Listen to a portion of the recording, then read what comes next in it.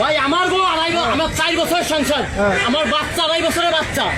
আমি কাতার থেকে এখানে ধরার জন্য আইছি। ও আমার ওই ডিভোর্স দিয়ে এখানে বিয়ে করে এখানে এসে সংসার করতেছে খুলনায়।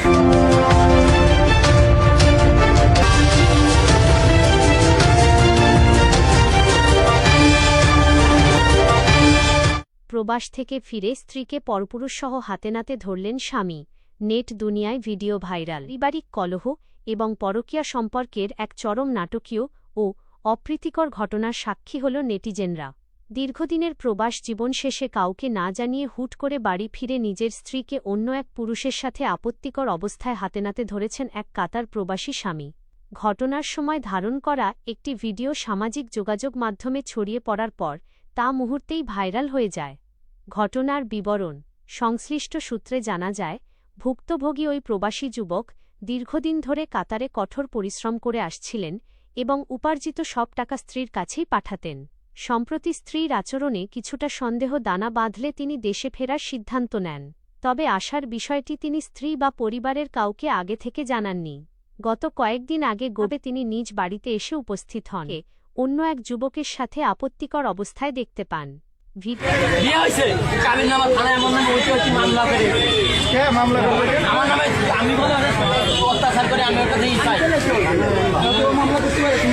ভাই আমি আমি কিন্তু জানি না ভাই।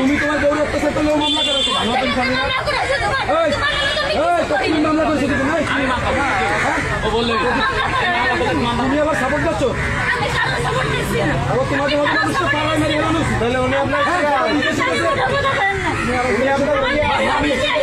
আমি পুরো 5 লাখ টাকা দিন, আবার 5 লাখ টাকা ঋণ করে বিপ্লবাসে গেছি।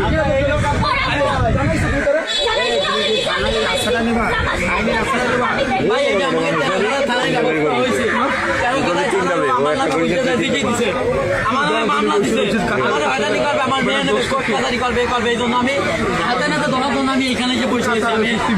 আমি ব্যাগ দোকানে আমি তুলে দিচ্ছি, আমার পাসপোর্ট আমি কালকে রাত্রে টিকিট কেটে এনেছি। আমি একটু আগে আমি গেলে নাম আমি এখানে বসে রয়েছি। এখন আমার সামনে দেয় আমার হাত ধরে দিয়ে চলে আসছি।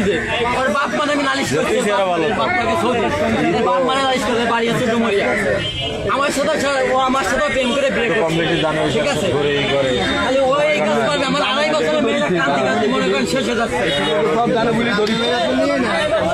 আমার বাড়ি রয়েছে থাকবে না,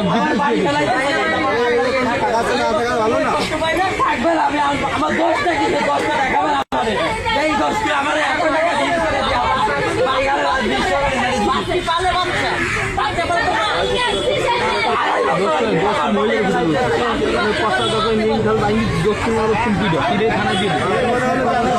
ভাই আমার